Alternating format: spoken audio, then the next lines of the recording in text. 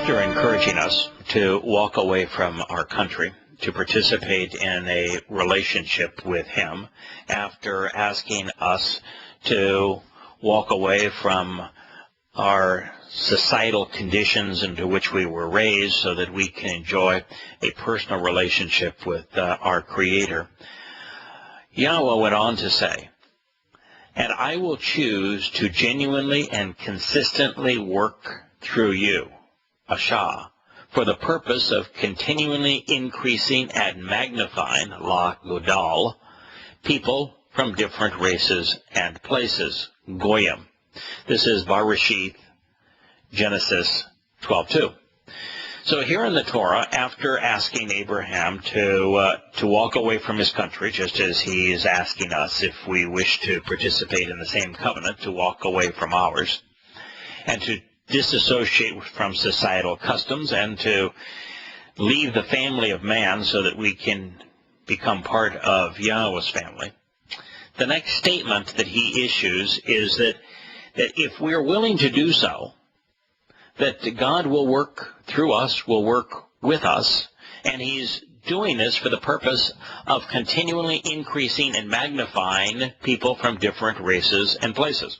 Like a father, his interest is in his children, in making them better, enriching them, empowering them. So there's a couple of in fact, three profound insights here. The first of those is that Yahowah chooses to work with and through individuals. Always flawed individuals, never perfect ones. Always ordinary individuals, never politicized or religious individuals. Ordinary, flawed people is who He chooses to work through. Now, some of those individuals become quite famous. Abraham, Daud, Moshe. But they started off fairly ordinary. Daud was cowering in a cave. Moshe was tending sheep over in Arabia. They start off, pretty ordinary. It's just that over time they become extraordinary. Abraham was just an ordinary fellow living in Ur. So God chooses to work with us and through us because that's the purpose. That's the intent, after all, is to engage in relationships with individuals. Because when God adopts us into His family, He's in a position to do all the things that parents can do with their children, which is to enjoy their relationship with them by providing for them. Now, this was written as Asah. Asah means I want to perform what needs to be done with you. I will go out. I will, of my own volition, God is saying, actually and continuously engage with you and consistently act through you. This was written in the call stem, imperfect conjugation, cohortative mood. Now, what all that means is, and we should never ignore this when we're trying to communicate a Hebrew text, is the call stem speaks of that which needs to be interpreted literally, which is genuinely and actually true. So God is saying, for real, genuinely, I want to work through you. The imperfect conjugation speaks of that which is ongoing and unfolding over time. This is not a cut and dried issue. If God said, I just want to deal with you, Abraham, and just you, during the duration of your life, it would have been written in the perfect conjugation, which speaks of an open and closed case, something that has a beginning and an end. But He didn't. He scribed this, and He communicated this in the imperfect conjugation, which tells us that everything He's saying to Abram is going to have an ongoing effect throughout time, unfolding throughout time, continuing throughout time. The cohortative mood speaks of volition. God is saying, this is what I want to do. Now that's important because when Yahowah tells us that we should be concerned, those who wish to enter heaven should act upon the will of the Father. Remember when in the conclusion of the Sermon on the Mount, Yahowah says that those who call Him Lord will not enter the kingdom of heaven, but instead those who seek to do the will, who act upon the will of the Father.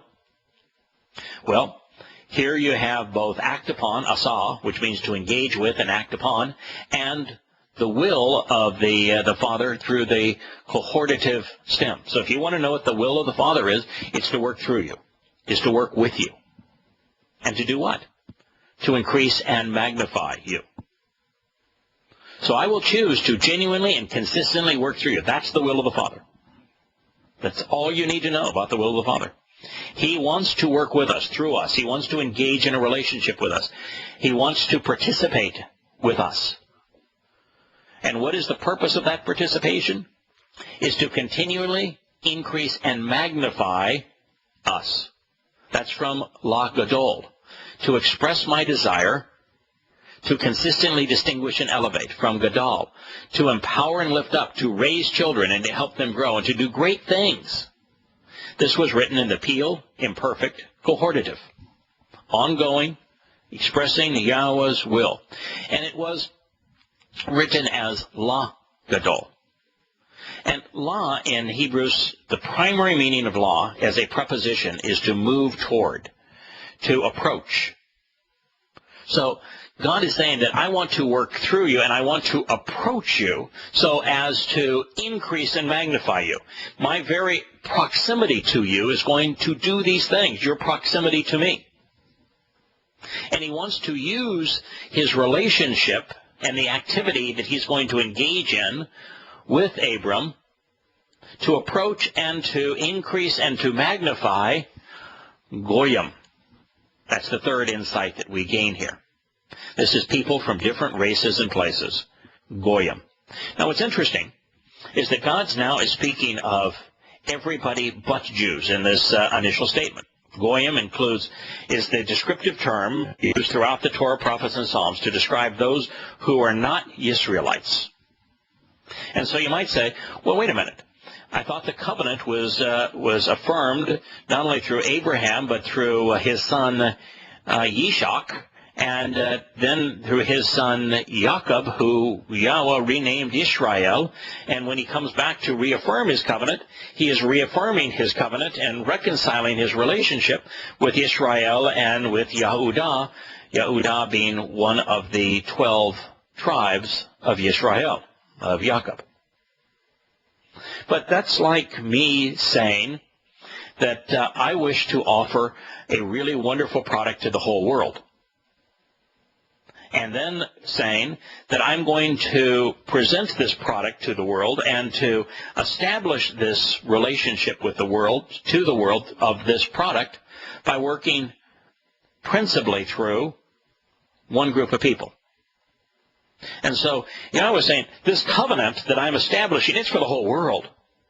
But this covenant is going to be carried out, enacted, described, delineated, and offered to the world through the descendants of Jacob, Israel.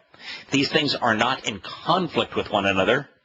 They're just a progression of events. They describe the means to accomplish the goal. But the very fact that the first statement here regarding the covenant relationship that's going to be established with Abraham communicates the fact that it is for Goyim, completely destroys this myth of an old covenant with Jews and a new covenant with Gentiles. This is the one and only covenant, my friends, and it's with Gentiles, Goyim. Therefore, there is no purpose for a New Testament. None. It's torn asunder with this comment. Also, this notion that salvation is God's intent, as Christianity portends in their New Testament, that's not what God is saying here. The purpose of all of this, of him acting and engaging with Abraham to create this covenant relationship, the purpose isn't to save, the purpose is to increase and magnify, la gadol, to distinguish, to elevate. Now, from God's perspective, we are distinguished, we are elevated, we are magnified, we are increased, we are empowered, we are enriched through this process of being adopted into his family. It is becoming his children that we become heirs to all that is God. We inherit all that is his to give.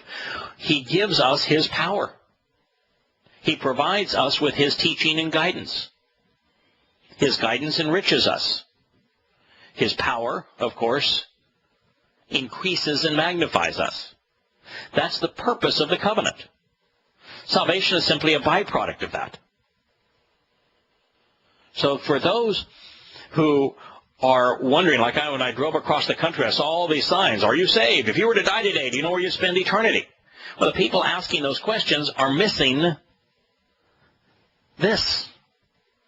They don't understand what God is saying. The purpose of the covenant is so that God can work with us, can work through us, can engage and act with us. For all eternity, he wants to engage with us. That's what Ashah means. He wants to participate with us so that as a loving father, he can enrich and empower his children. And fortunately for those of us who do not have Jewish ancestry, at least that we know, for those like me and many of you who are listening, I happen to be Sioux Indian and Irish. This relationship is for us. It's for all of us. So this has God not only doing the work, but working through this individual, Abram. And that is really the nature of everything. You know, God could simply do everything himself and expect nothing for us, but then what good would a relationship would be? If he's not engaging with us, acting through us, doing things with us, then what's the purpose of a relationship? You know why? At that point, we just become meaningless byproducts of this whole thing. You know, Yahowah has elected to interact with humankind through humans. I am not a prophet. God doesn't give me any special revelations. My whole purpose here is that I've taken the time to closely examine and carefully consider what Yahowah said, and I'm simply sharing that with you. Now, therefore, to a whatever degree, we should consider that, Yah is working through an individual, as he loves to do, to share his message. It doesn't take much. I'm plenty flawed. It doesn't take much to be part of God's family. This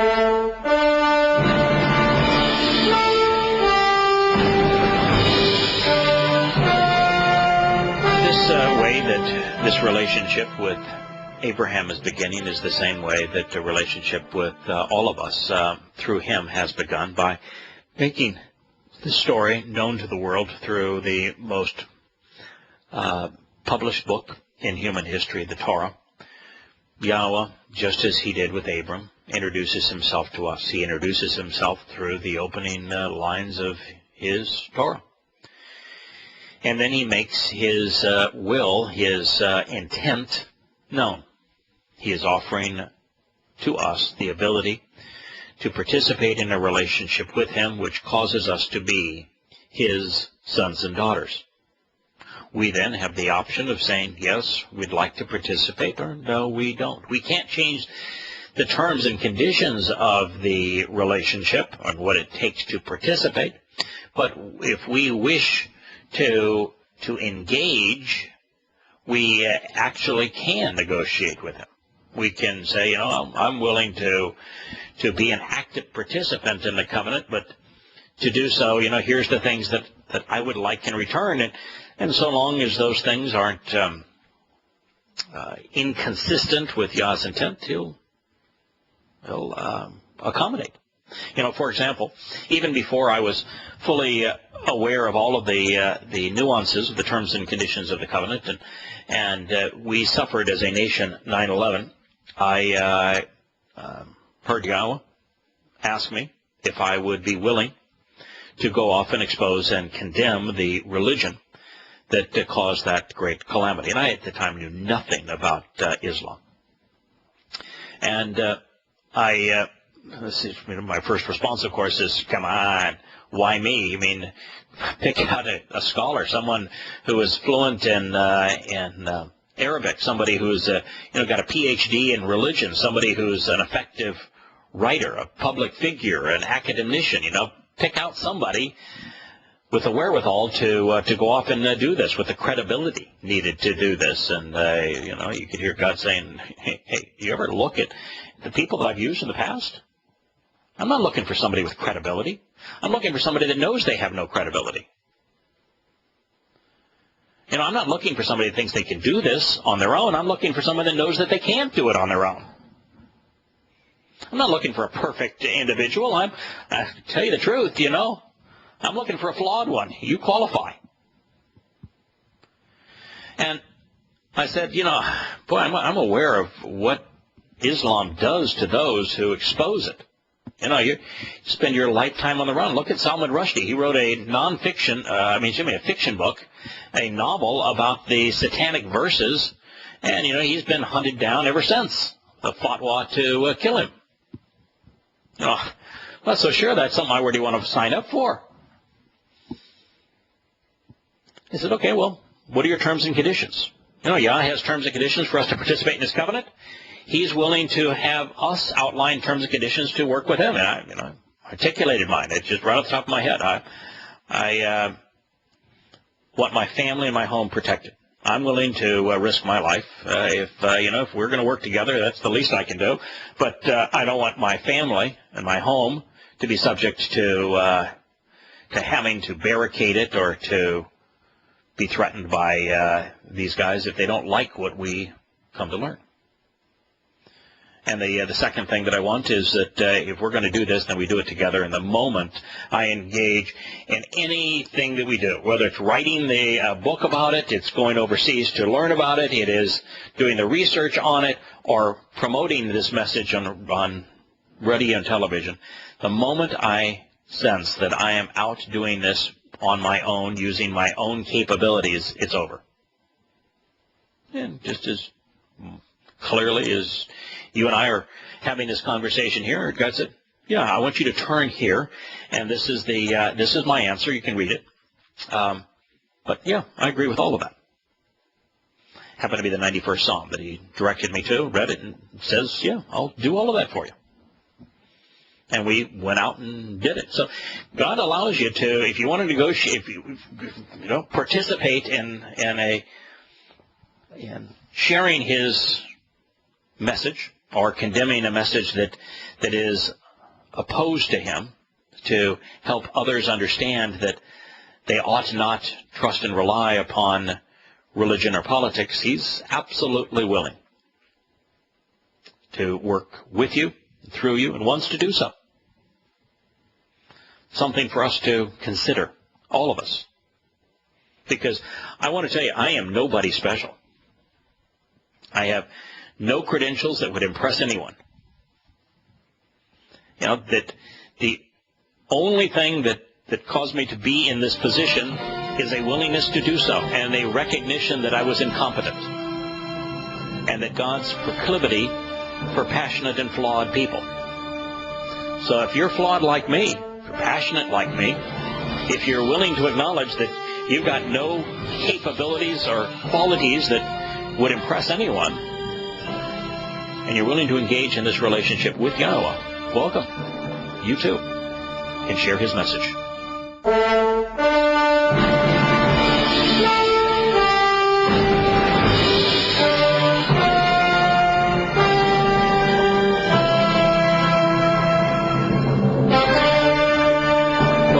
Shattering Myths. There was one job that Yahowah chose to do on his own that he did not do through working through someone, and that is the job of saving us. It was a byproduct, of course, of the covenant. He did his most important job, which is establishing this relationship through us, and he did his second most important job, which is communicating the terms and conditions and the benefits of this relationship through a flawed individual. That would be Moshe. So Abram and Moshe.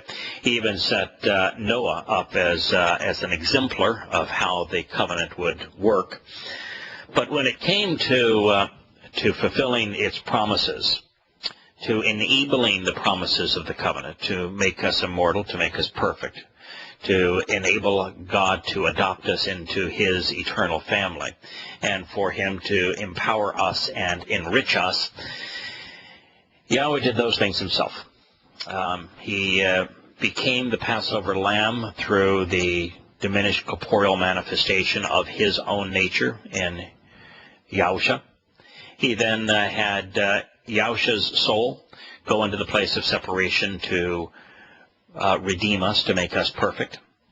And then he unified his spirit with Yahusha's soul on Bikurim. So Pesach, Matzah, and Bikurim, 3 successive days to formally issue the adoption papers so that we could be part of his family. And then on 7 sevens later, on the celebration of the promise of 7, of Shavuah, Yahweh enriched us with his Torah teaching and empowered us with his spirit. These events were all fulfilled by Yahweh himself in 33 CE, which was year 4000 Yah, enabling all of the promises of the covenant. But other than that, everything else that Yahweh does, he does through us, with us, engaging in this relationship. God is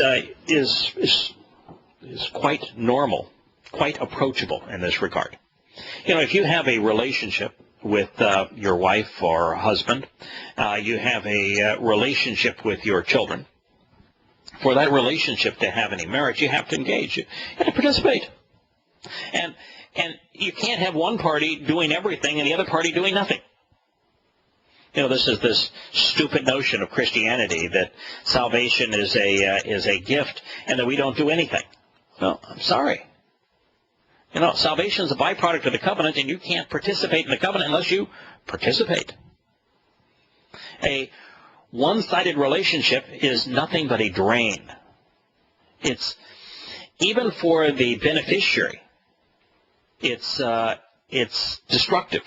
You know, if you are a net beneficiary, for example, of government handouts, ultimately your character will be destroyed. Your backbone will become weak.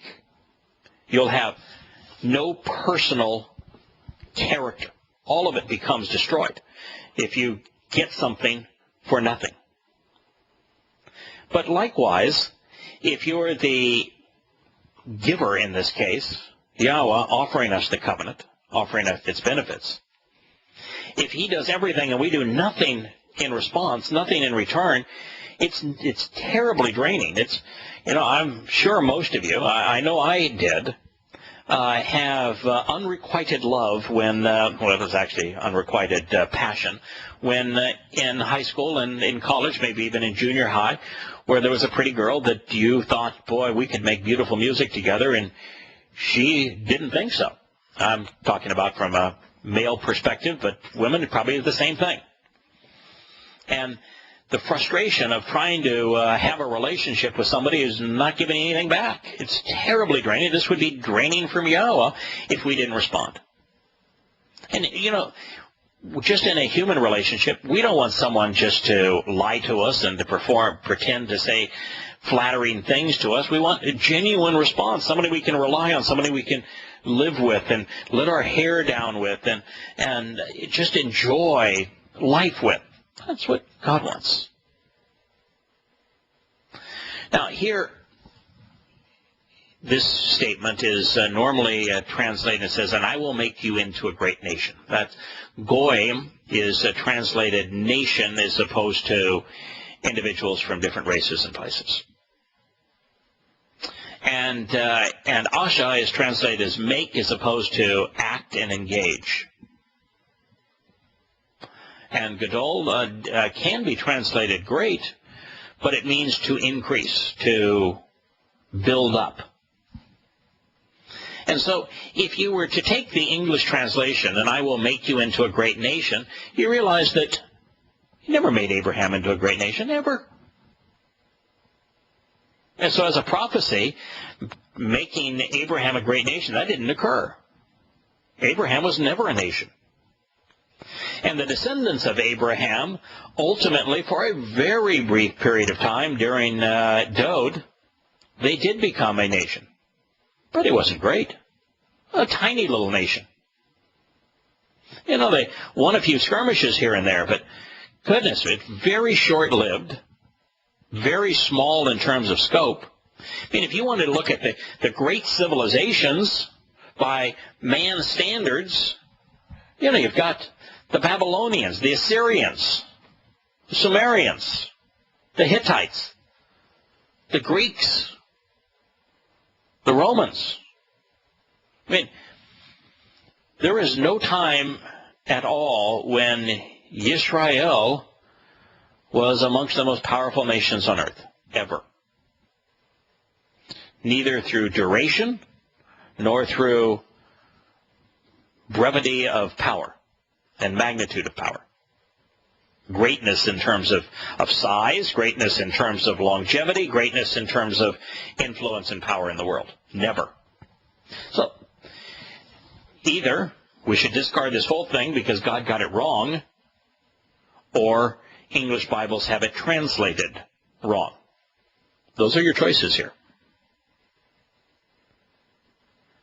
So, I'm of the conclusion that that's not what God said, and that's not what the words mean. That it obfuscates the purpose of the covenant. And just think about this for a moment. He's asking Abram to walk away from his country, to walk away from societal influences, to walk away from the human family. And then the reward for doing that, the consequence of doing that, is to turn him into a nation? Be counterproductive. So the purpose of walking away from human entanglements, human institutions, is so that God can enrich us as his children, empowering us as his children. In this case, the offer is to all of us, no matter where we may live or whom we may be related to. That's why Goyim was used. Now, as you consider whether or not Abraham became a great nation, there would also be the issue of the fact that he fathered two children. One was Ishmael, by way of an Egyptian slave who was demonstrably excluded from the covenant, and Yishak, by way of his wife Sarah. Apart from his alleged connection to Islam, Ishmael has been lost to time, and he isn't therefore the father of any nation. Now, you could say that since Muslims claim him, but falsely, by the way, there's really no genetic link between Ishmael and Islam, but there is one of religious myth. And certainly Ishmael's promises, the prophecies, speak of those who claim him as their own, who claim that he was the inspiration, the forefather of their religion. So I don't want to diminish that connection. But there really is no nation of Islam. Islam is wholly divided. It's in fact God's depiction of the descendants of Ishmael is that their hand would be raised against their brother and their brother's hand would be raised against them. And they have never been great in terms of making a contribution to the world. They've always been very destructive.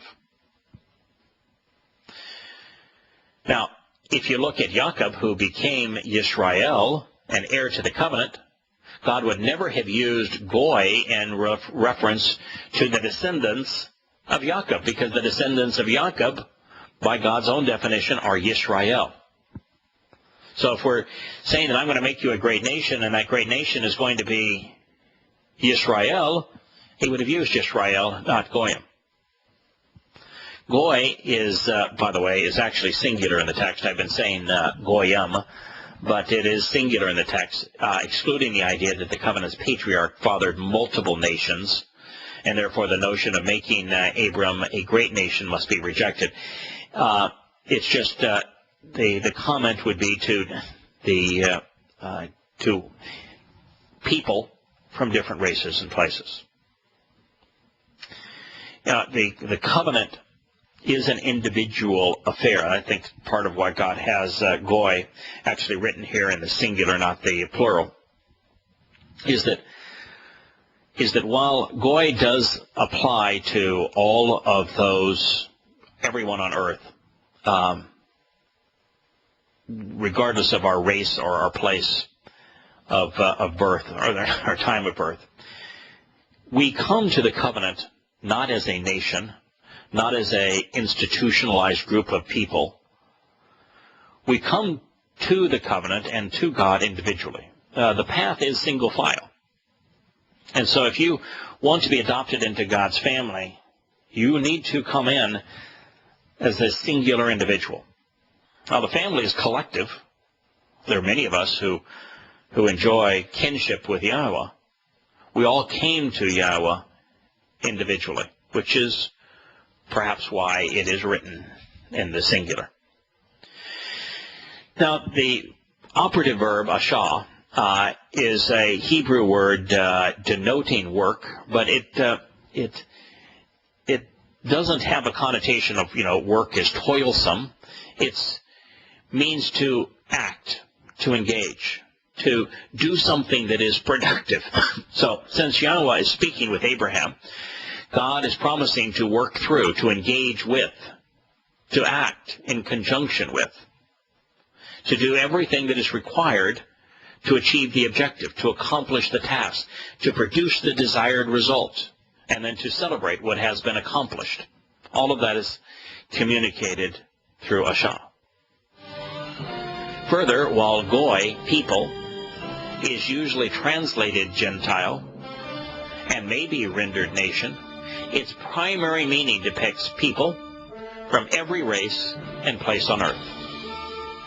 And that makes gadol to increase and magnify the operative concept of this text, the objective, the desired result of this engagement with Abram.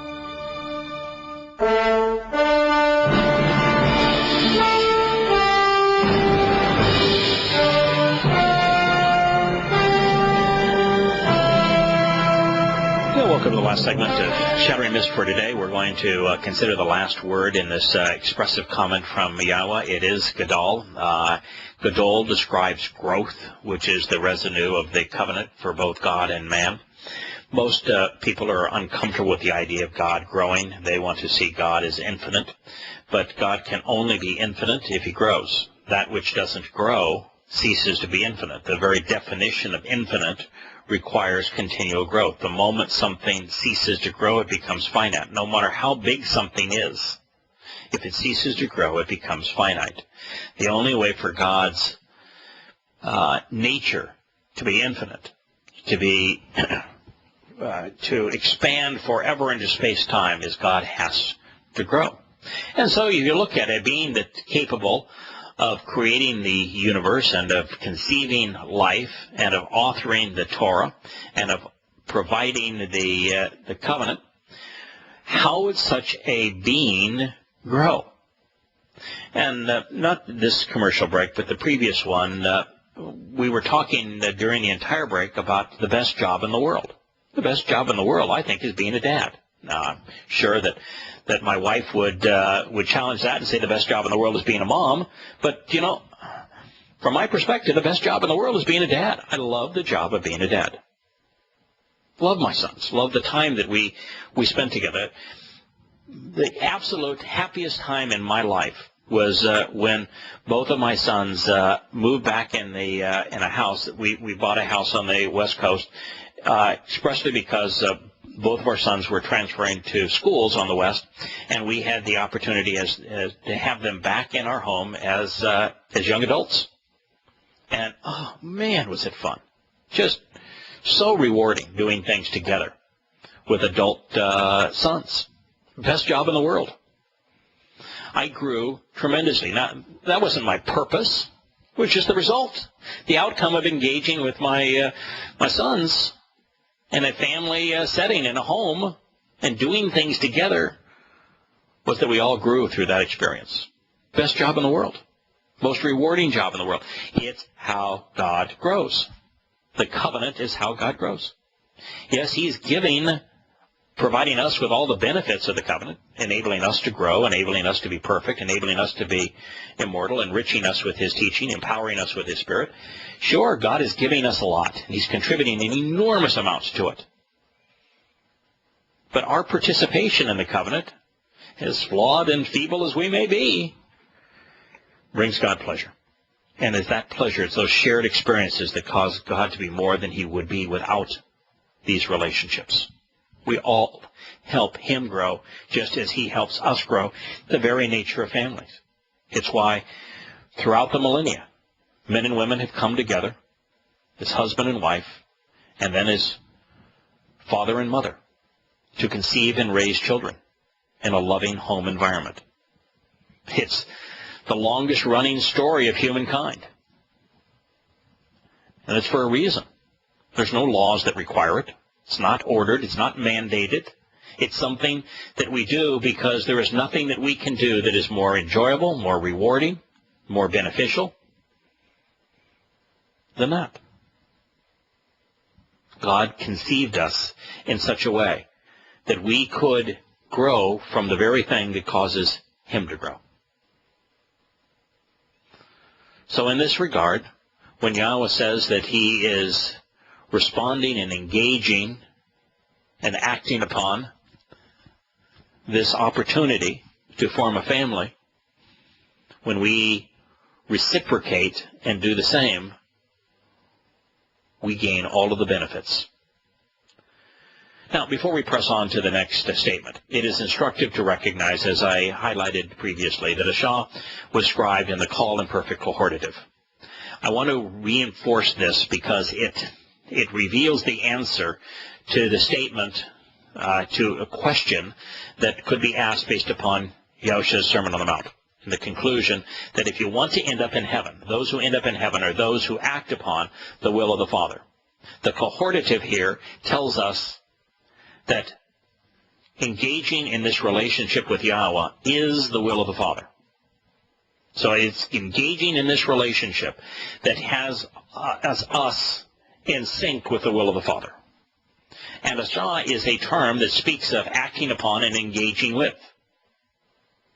And so it's the direct answer to how you end up in heaven, to act upon and engage upon the will of the Father, which is for us to participate in this relationship. And as I mentioned before, the imperfect conjugation means that when we do so, there are ongoing benefits that unfold throughout time that are never ending. And the call stem says, you can take this to the bank. This is literally true. God's intent here is genuine and actual. That should be our response. I look forward to continuing with Shattering Myths at this time tomorrow. May God bless you all.